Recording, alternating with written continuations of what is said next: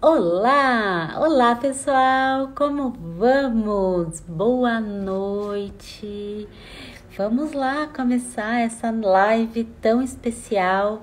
Boa noite quem tá chegando. Boa noite! Tudo bem com vocês? Boa noite, boa noite! Boa noite, pessoal que tá chegando. Quem tá me ouvindo bem, dá um oizinho aí, fala que tá me ouvindo bem, por favor, só para eu ver se o som tá funcionando. Boa noite, beijinhos, tia. Estão me ouvindo bem? Estou aqui no IPCAC, né? Então estamos num cenário um pouquinho diferente hoje. Obrigada, Ju. E fazia tempo que a gente não tinha uma live sem convidado, né? Já faz uns 2 ou 3 meses, mais ou menos, que eu tenho aí vários convidados. E o mês de junho não vai ser diferente. As próximas segundas-feiras vão ter convidados muito especiais, assim, que vão trazer algo, vão agregar algo, né? Mas essa live de hoje, ela é uma live super, super, super especial, porque eu não sei se vocês sabem, mas estamos numa semana, que é a semana do Dia Mundial de Conscientização dos Transtornos Alimentares. Então, é uma semana em que nós aí, profissionais do comportamento alimentar, a gente fala sobre questões dos transtornos alimentares, a gente vai falar de conscientização, e eu vim nessa live falar de tratamento. Como é que funciona o tratamento? De que jeito que ele vai dar certo? Que jeito que ele não vai dar certo? Que tipo de profissional eu vou contar no tratamento? É psicólogo, é médico, é nutricionista, é tudo junto, é um pouquinho às vezes, e nós vamos falar disso hoje. Porque essa live eu tô transmitindo aqui para vocês, e depois na quarta-feira a gente vai colocar ela no IPCAC também. Por quê? Porque no IPCAC a gente vai ter várias postagens aí falando sobre essa semana, que é essa semana de conscientização dos transtornos alimentares. Então, a primeira coisa que eu queria dizer é assim, vamos parar para pensar por que temos uma semana de conscientização. Olha essa palavra, conscientização de transtornos alimentares. Justamente porque a gente tem na nossa sociedade muitas práticas, né, muitas coisas que reforçam os transtornos alimentares, né? Então parece que a gente ainda está numa fase que não é nem prevenção, a gente ainda está numa fase de conscientizar as pessoas, né? De poder falar assim, era legal olhar para isso aqui porque isso aqui não tá bacana, né? Ou conscientizar sobre até mesmo como lidar, né? Como tratar e tudo mais. Dani, é legal, né? A gente ter uma semana disso, né? Na verdade, o dia, ele é amanhã, dia 2 de junho, que é o Dia Mundial de Conscientização dos Transtornos Alimentares, né? Então, todo ano a gente faz divulgações, fazemos vídeos, falamos sobre isso, né? Nós, profissionais do comportamento alimentar, e é legal a gente ter esse dia, né? A gente poder, de vez em quando, lembrar sobre isso, né, e falar e tudo mais, porque realmente a conscientização, ela é muito importante. Não só conscientizar do que significa, né, os transtornos alimentares, mas também sobre o que é um tratamento adequado. Porque Oi, Sá, boa noite. Porque quando a gente fala de transtorno alimentar, muitas vezes as pessoas acham que não é algo tão sério. É frescura. É só fechar a boca. É só se controlar. É só comer. É só fazer exercício. E as pessoas dão aí quase como se elas não respeitassem a gravidade, né, do que é um transtorno alimentar mesmo. Então, por isso que a live de hoje... Boa noite, Glauber. A live de hoje é para a gente falar sobre esse dia de conscientização dos transtornos alimentares. Não é legal a gente ter um dia para isso? Então, quando a gente pensa que a gente ainda vive na nossa sociedade com muitas coisas que levam para o transtorno alimentar, então é natural, né, a gente ter pessoas que querem emagrecer o tempo todo, né? É legal a gente ter, assim, esse olhar para entender que o emagrecimento a todo custo, ele pode levar, sim, a um transtorno alimentar. Dietas em exagero pode, sim, levar a um transtorno alimentar. A insatisfação corporal, né? Todo esse povo aí que, de alguma forma, traz aí a insatisfação, seja porque tem uma pressão social, seja porque existe uma relação que não é bacana, enfim, são várias características que nós temos na nossa sociedade que de algum jeito elas reforçam. E daí o que acontece? A gente precisa ter essa visão, né, de que ainda é preciso conscientizar, porque se a gente não conscientizar, a tendência é que isso aumente mais e mais e mais. Então, esse dia da conscientização, a gente vem aqui, nós profissionais da saúde, né, do comportamento alimentar, a gente vem e fala assim, vamos entender que não é tão simples e que um transtorno alimentar é sério, né? Tanto é que o transtorno alimentar, ele é um transtorno mental, ele tá lá no manual, né, dos transtornos mentais, justamente porque o transtorno alimentar, ele tem uma série de questões, né, e que ele não é necessariamente algo que a gente deva levar sem seriedade, né? Então, eu canso de receber pessoas assim que vêm com a família às vezes e falam assim, mas é só ela se esforçar que ela consegue emagrecer, né? É só ela se cuidar que ela não vai ganhar peso, né? E às vezes a gente tá falando de um paciente que tem aí uma compulsão alimentar, ou um paciente que tem uma anorexia, que às vezes eu escuto de familiares, é só comer, né? Então, enfim. Então, nós vamos falar um pouquinho de como que funciona o tratamento hoje, né? Ao meu ver, eu acho que vai ser muito legal a gente ter essa discussão. Bem-vindo para quem tá chegando. Quem tá mandando pergunta, pode deixar aí que eu já chego nas perguntas, tá? Eu não vou esquecer ninguém de responder, porque a live de hoje tem esse objetivo aí da gente bater um papo sobre realmente o tratamento. Então, ter um problema com a comida não significa necessariamente que a pessoa tem um transtorno alimentar. Mas quem tem um transtorno alimentar é algo sério, né? Então, por isso que a gente conscientiza do tratamento, porque ter um transtorno alimentar é algo sério, é um transtorno mental, é um transtorno que às vezes ele tem várias comorbidades. Boa noite para quem tá chegando, várias comorbidades aí associadas, né? E ele não é uma brincadeira, né? Então, quem provoca vômito, com o tempo não consegue parar. Quem faz aí atos compulsivos, episódios compulsivos, não faz porque quer, né? E não adianta ter, por exemplo, recursos como, você vai lá pular corda, em vez de ter uma compulsão alimentar, né? Que eu já escutei de profissionais aí que não são da área, que às vezes vêm de uma forma, talvez não completa, né? Qual que é o real problema. Então, tratar o paciente com respeito significa, inclusive, né? Entender que não é frescura, entender que é grave, entender que a gente precisa de um acompanhamento multidisciplinar. Em geral, é sempre multidisciplinar, né? Eu até vou explicar como é que a gente faz o tratamento, justamente para que vocês também comecem a entender, assim, da onde que eu saio com isso, né? Da onde que vem essa forma de trabalho aí que eu tenho, que eu desenvolvi no IPCAC, né? E tudo mais. Então, assim, a gente entender que existe um sofrimento envolvido naquele comportamento alimentar que é disfuncional, né? Um transtorno alimentar, ele gera muito sofrimento para a pessoa. Então, por mais que você diga assim, eu escutei da mãe de uma paciente essa semana que passou, ela disse assim, mas eu também como de forma emocional, eu não tô entendendo que essa menina não consegue parar, eu consigo parar, né? Então, formas de se lidar assim, são formas que na verdade não são respeitosas com o sofrimento, com a dinâmica, né, do transtorno alimentar, que é realmente algo muito mais profundo, muito mais complexo, né, e que demanda às vezes muito mais seriedade realmente dos profissionais. Então, ter um problema com a comida não significa ter um transtorno alimentar, né? Então, geralmente, quando eu recebo pessoas no IPCAC, aqui, a equipe, a gente recebe, as pessoas vêm e falam assim, tá, e o que eu faço? Eu tenho um problema com a comida, e agora? O que eu faço, né? Como é que eu lido com isso? E a primeira coisa que a gente precisa ter é um diagnóstico, né?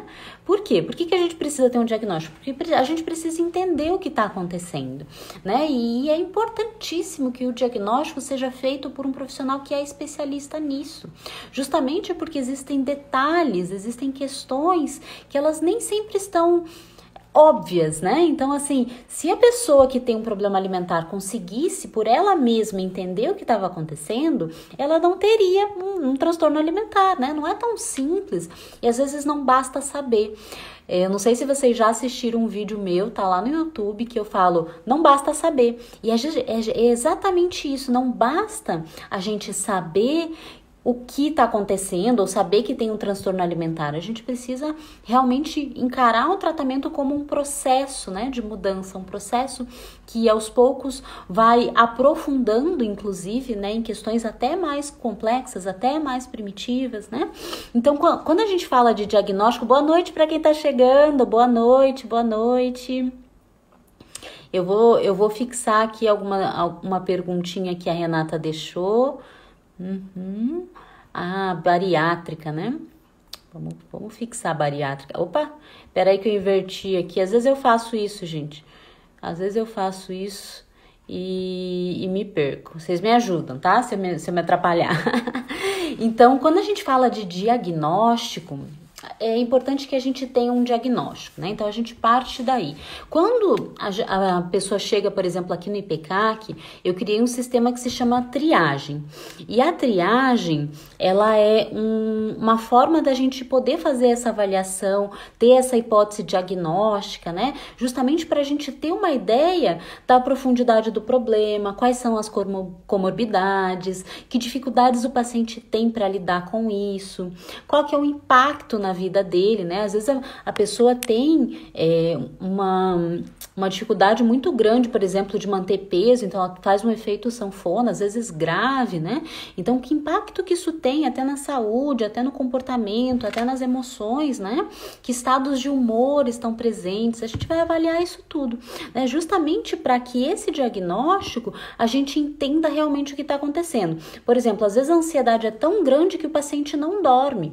Não dormir é prioridade no tratamento do comportamento alimentar, né? Não só pela questão da saúde, né? Mas a saúde mental, até mesmo as questões de apetite, né?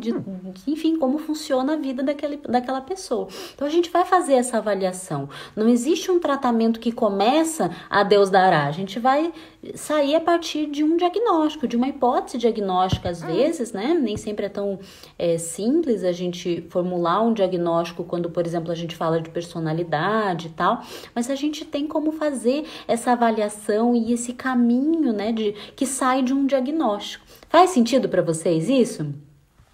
E é legal que vocês possam me falar se faz sentido, justamente porque quando a gente pensa, né, que você vai procurar um especialista no assunto e ele vai te dar um norte, né? E é importante que a gente tenha esse norte justamente porque o diagnóstico muda muito o tratamento, né?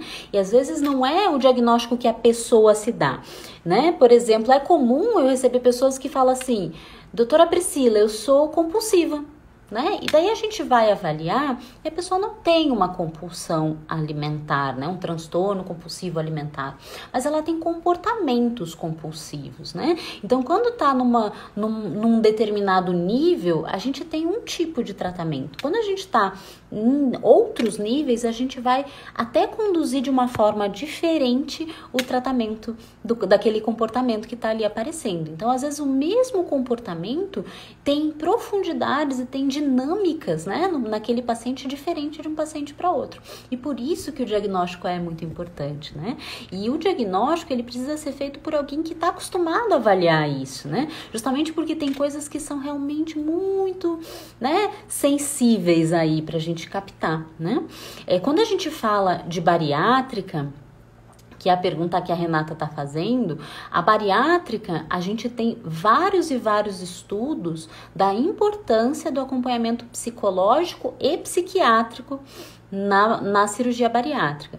Então, é bastante importante a avaliação, acompanhamento, tanto pré quanto pós. Tem pessoas que estão aqui, que são meus pacientes, que fizeram bariátrica, né? E eles podem até falar aí, né? Se quiserem. Porque realmente faz muita diferença, quando a gente fala de futuro, de sucesso da cirurgia até mesmo, né? Porque quando a gente fala de um paciente que fez lá a bariátrica, lá você falou, né? Ele tinha várias comorbidades. Oi, Maria Clara, boa noite. Porque realmente tem coisas que ficam ali e que precisam de um cuidado delicado, né? Justamente porque se a gente faz a cirurgia lá, o paciente faz a cirurgia, as comorbidades tendem a melhorar, né? Então ele vai perder peso, tende a ficar melhor da diabetes, tende a ficar melhor da pressão alta, ou seja, são coisas que tendem a melhorar, sabe, Renata? Mas a questão é o futuro, né? A questão é realmente o que vai estar mais ali por debaixo, né? Com esse emagrecimento, com as mudanças que a bariátrica traz na vida da pessoa, né? Então, acho que, por exemplo, a pessoa que tem uma relação ruim com a comida antes da bariátrica, ela tem uma tendência a depois também ter uma relação ruim. E daí ele vai precisar, sim, de uma avaliação, né? A Lari tá falando, né? Transtornos podem ficar adormecidos e depois de anos...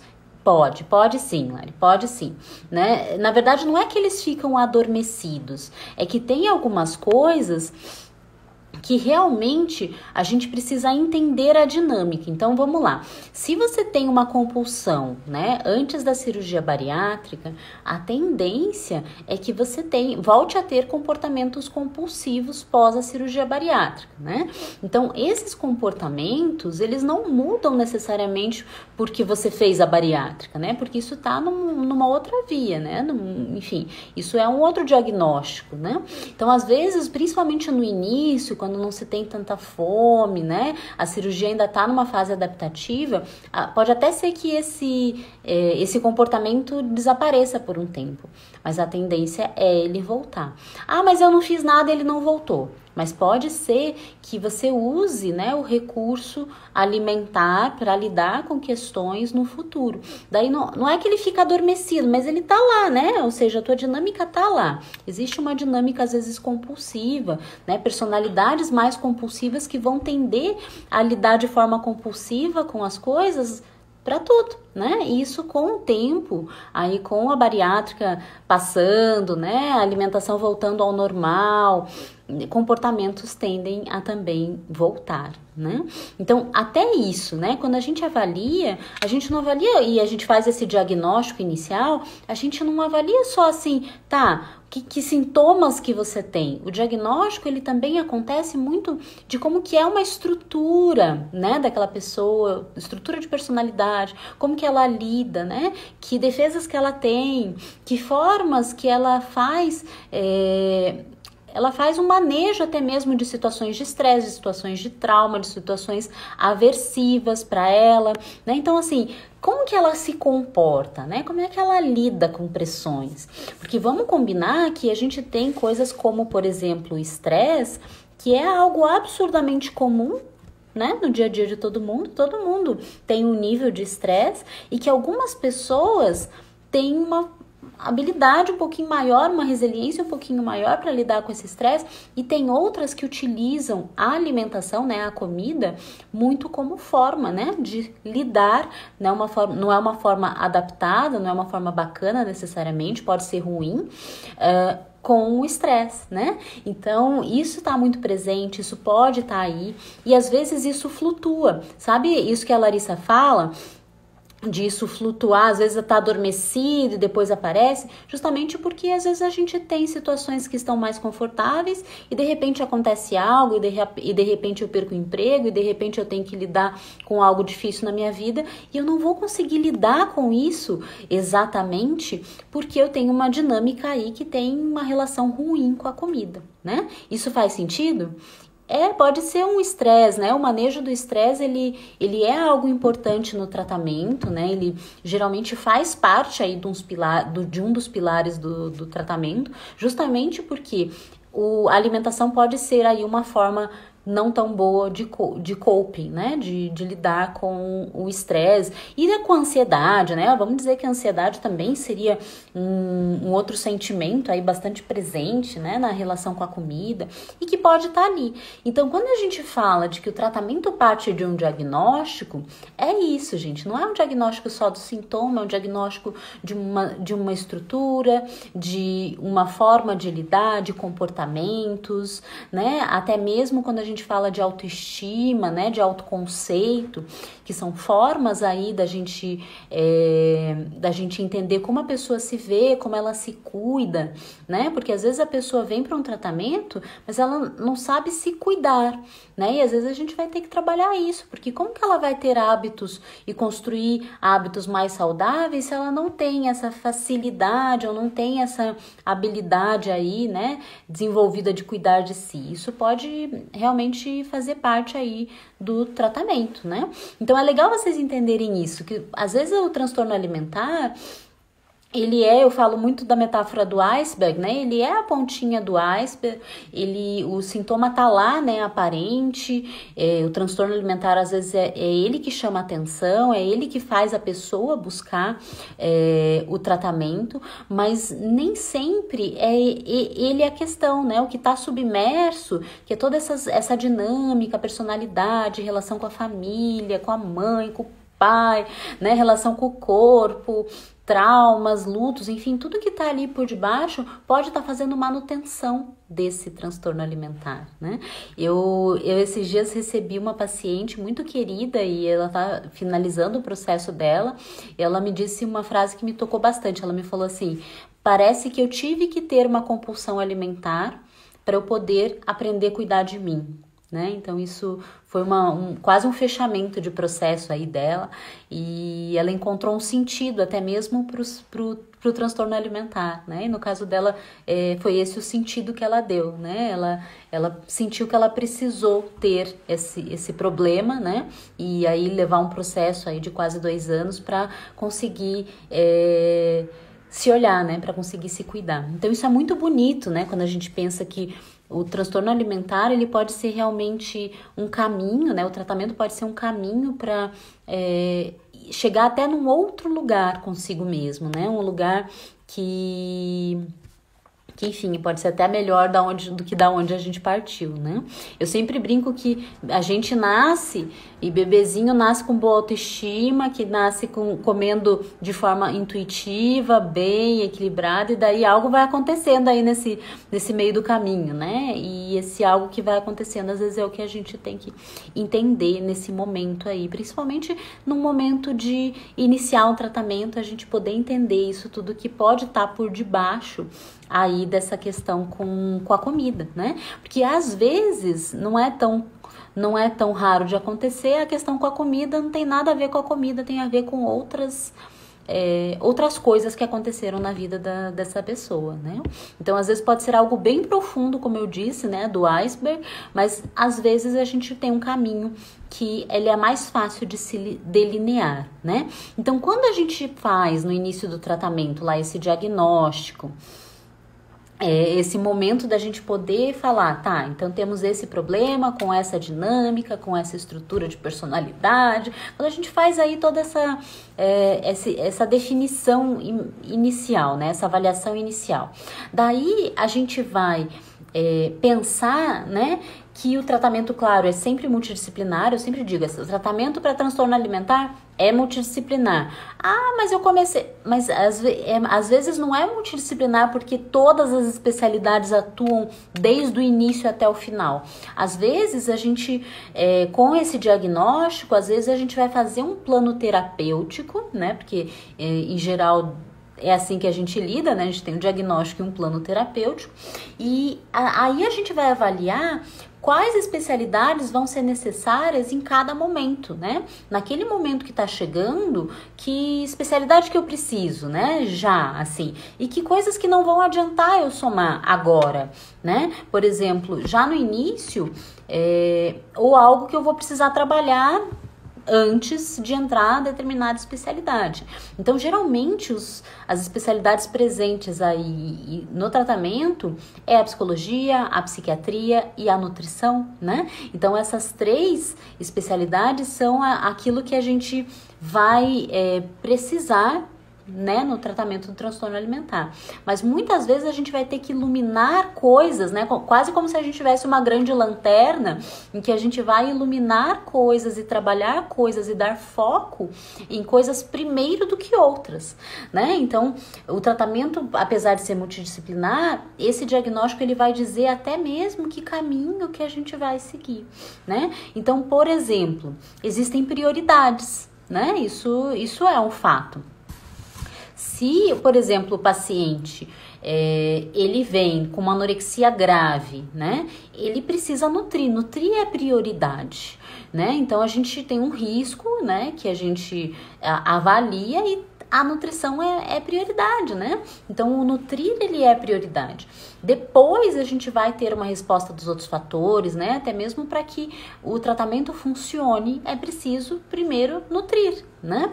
Ah, mas como é que a gente faz isso? Existem técnicas, existem formas, né? Não, a gente não vai entrar aqui nesse nível, mas a gente entender que para que a coisa tenha um rumo, né, para que a gente consiga ter um plano terapêutico que faça sentido e que dê certo, a gente vai ter sim prioridades, ou seja, não é sempre que a gente vai entrar com todas as especialidades ao mesmo tempo naquele tratamento, né? Então, boa noite para quem está chegando, eu vou dando oizinho aqui. Então, por exemplo, um paciente compulsivo que não dorme, né? Ele precisa conseguir dormir até para iniciar o tratamento psicoterapêutico, né?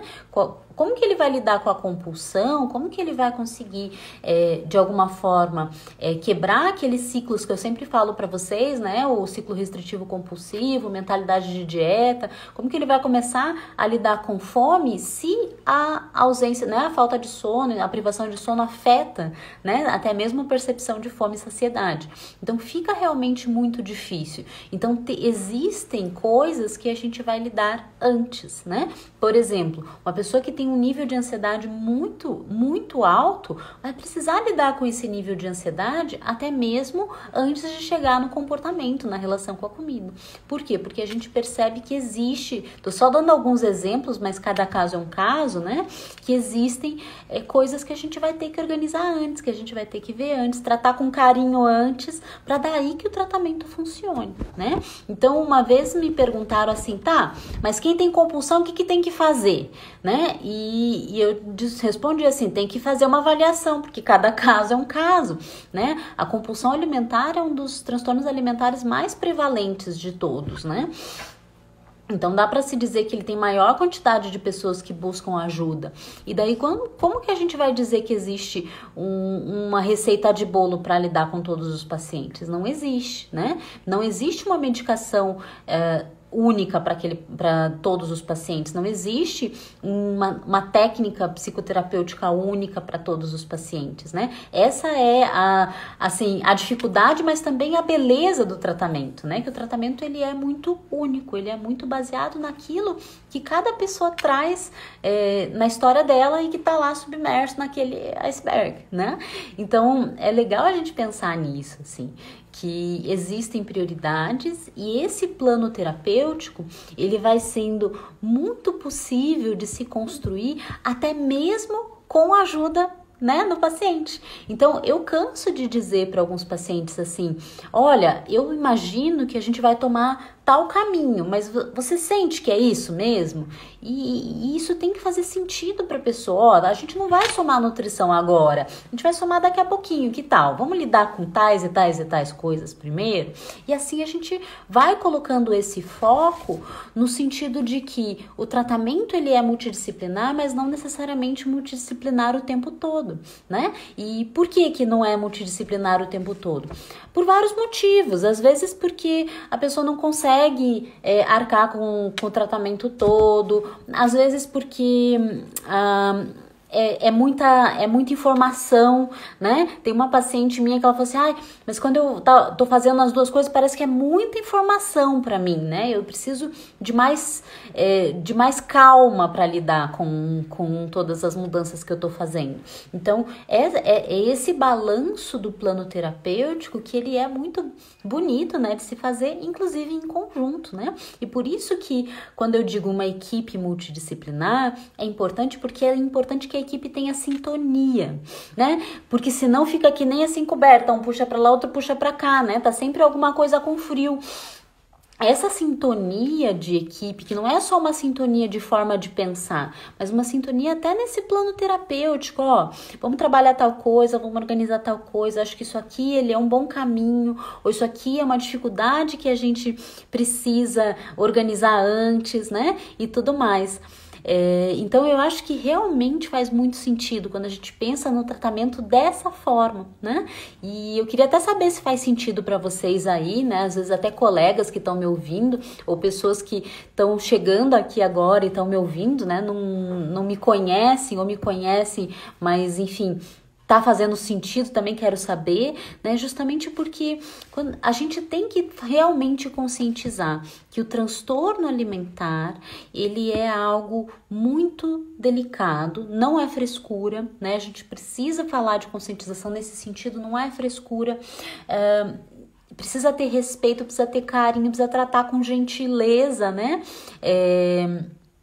O paciente, justamente porque todo esse sofrimento envolvido, ele geralmente ele vai se arrastando, né? Às vezes a pessoa tem ali uma relação ruim com a comida há muitos anos, né? E já foi em vários profissionais, e vários profissionais não souberam lidar com aquilo, né? Ou passaram tratamentos que não foram bacanas, né? Então, essa conscientização, que é assim, eu estou diante de um transtorno alimentar, eu tenho um transtorno alimentar. Existem muitas coisas que reforçam a existência desse transtorno alimentar, seja na sociedade, seja na família, seja dentro do próprio paciente, né? Nos comportamentos e tudo mais.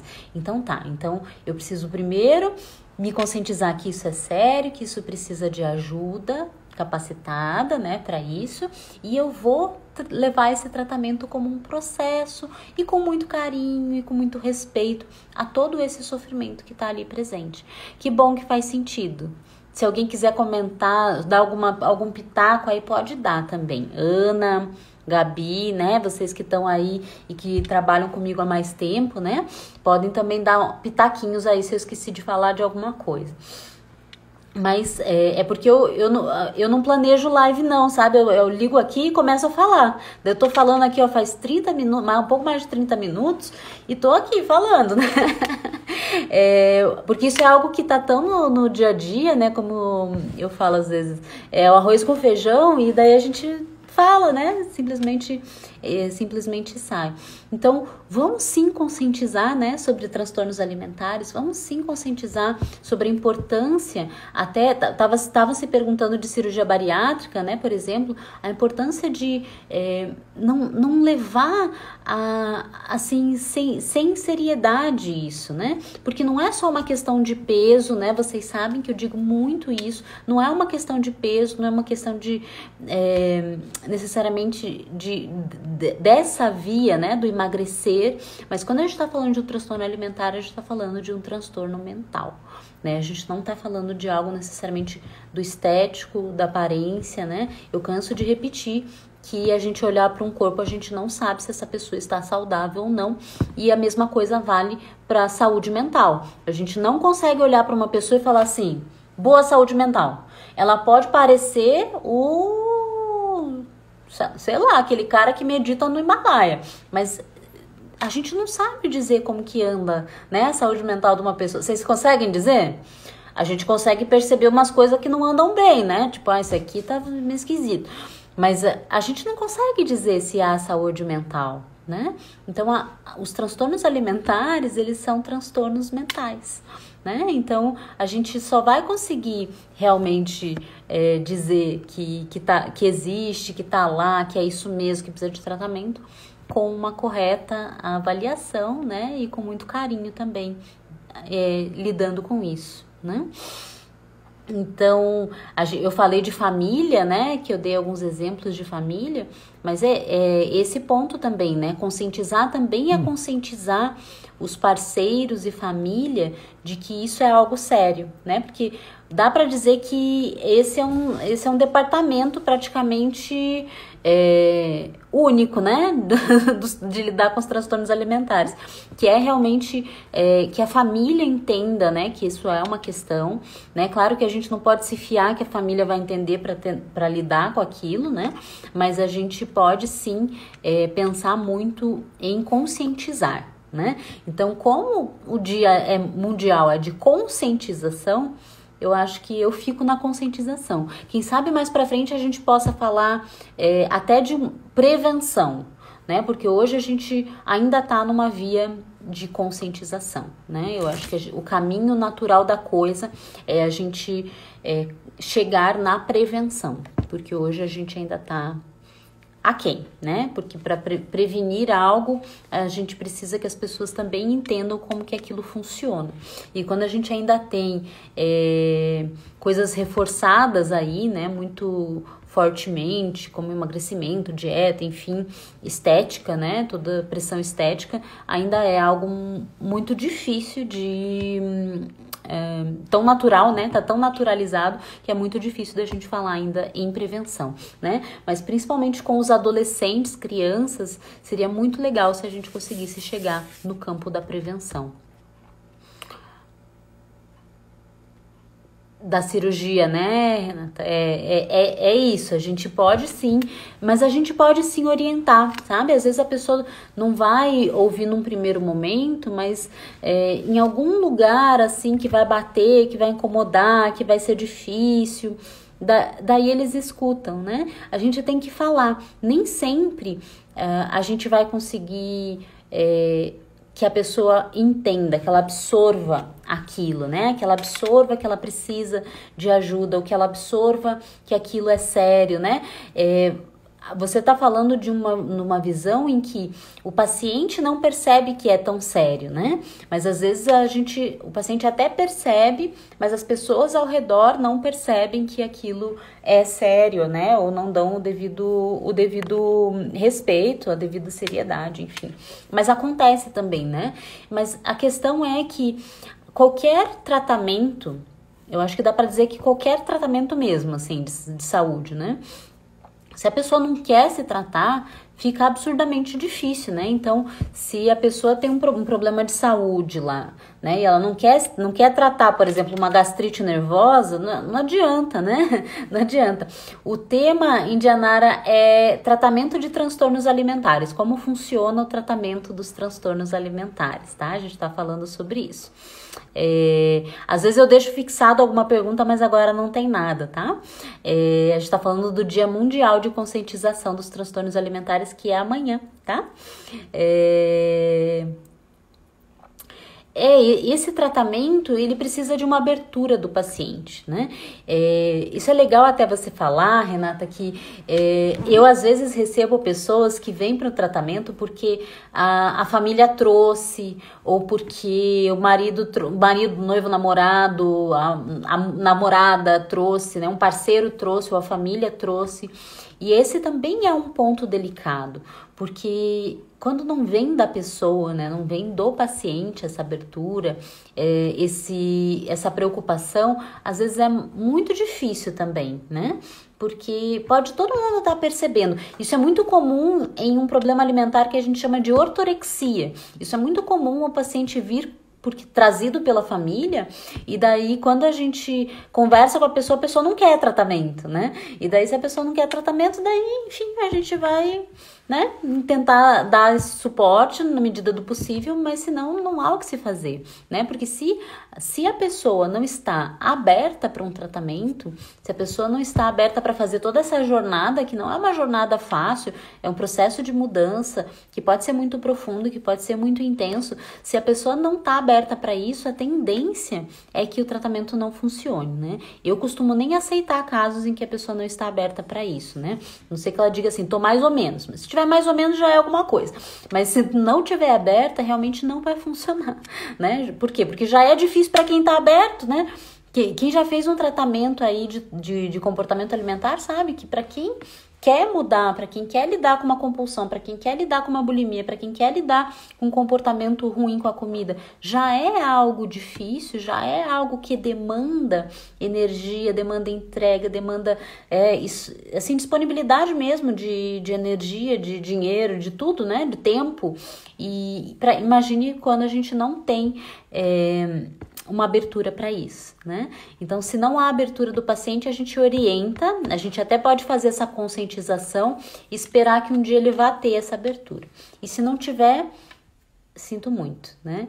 Às vezes é caso até para a gente pensar, porque o transtorno alimentar ele pode ser tão grave que ele pode ser letal, né? Ele pode levar à morte, né? A gente tem aí vários transtornos alimentares que são bastante letais, né? Então, não adianta a gente forçar, assim como não adianta forçar comida, não adianta forçar tratamento, né? Não adianta forçar, porque realmente as coisas só vão acontecer quando o paciente estiver aberto para isso, né? Mas a conscientização entra até aí, né? Concorda que a conscientização entra aí? Você pode falar, pode orientar essa pessoa, tentar conscientizar ela, né? Mas não é no convencimento que a coisa vai funcionar, né? É realmente na abertura. Porque tentar convencer acaba sendo algo que não vai se sustentar aí num processo, né? Exatamente, às vezes o problema é outro, né? É que nem as pessoas que tentam resolver compulsão alimentar fazendo dieta. Não vai dar certo, só vai agravar a compulsão alimentar e daí, enfim, o que precisa acontecer é buscar ajuda especializada, né? Que é isso que a gente tá falando.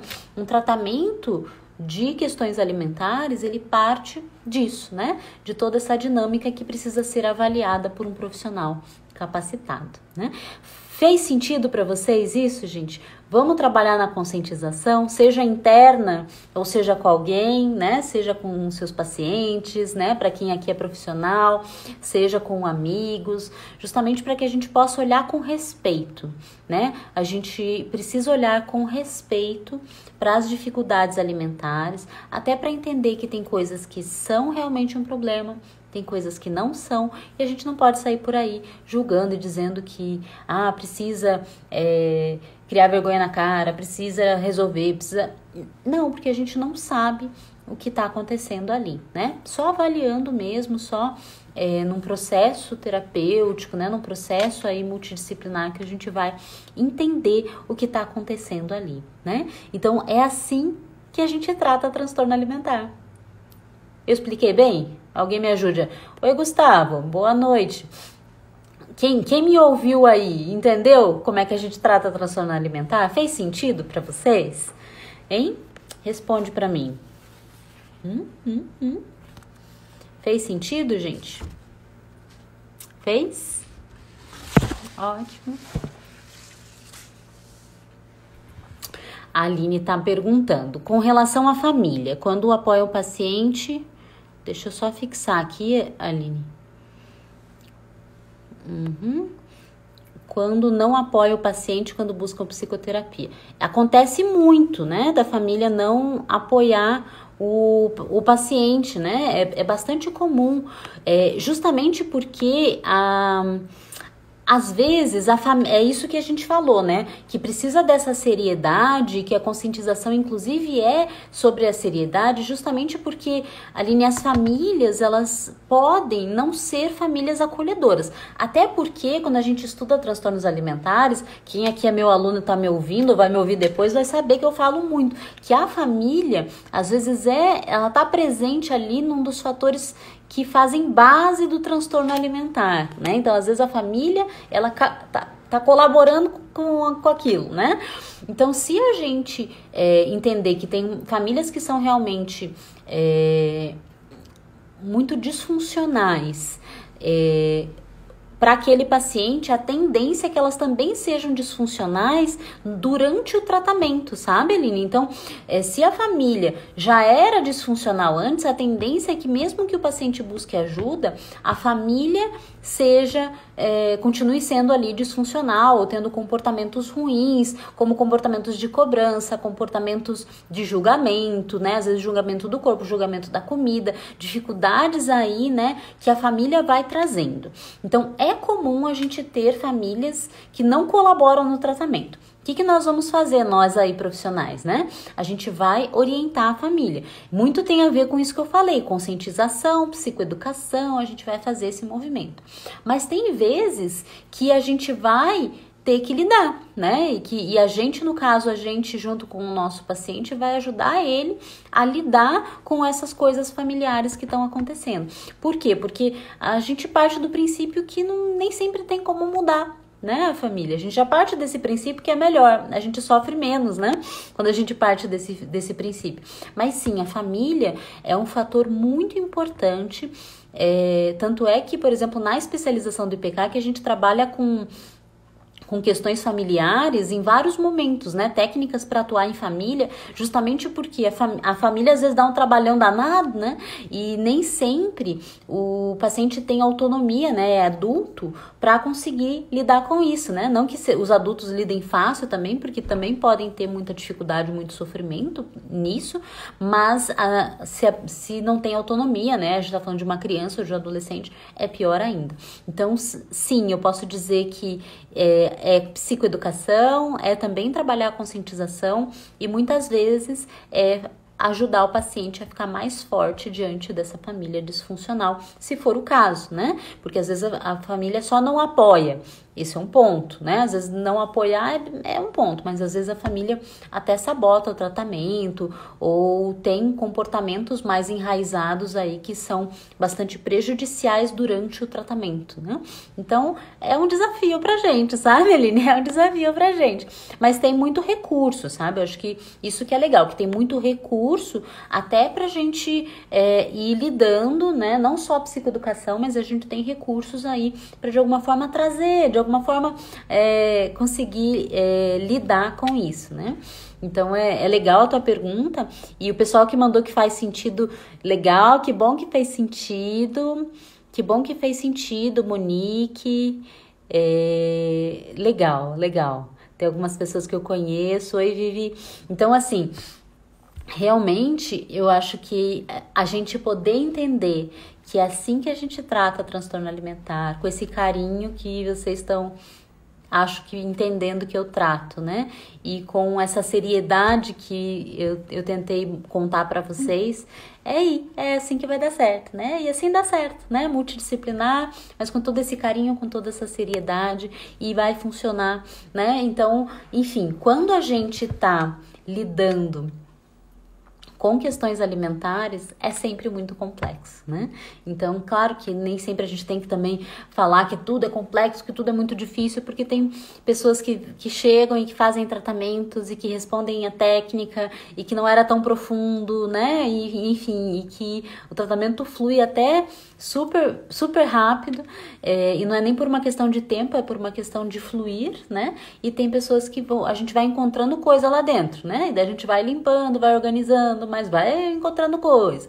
E enquanto for encontrando coisa submersa lá, a gente vai limpando até que as coisas fiquem mais leves, né? Mais fluidas, né? E mais fáceis de se lidar, né?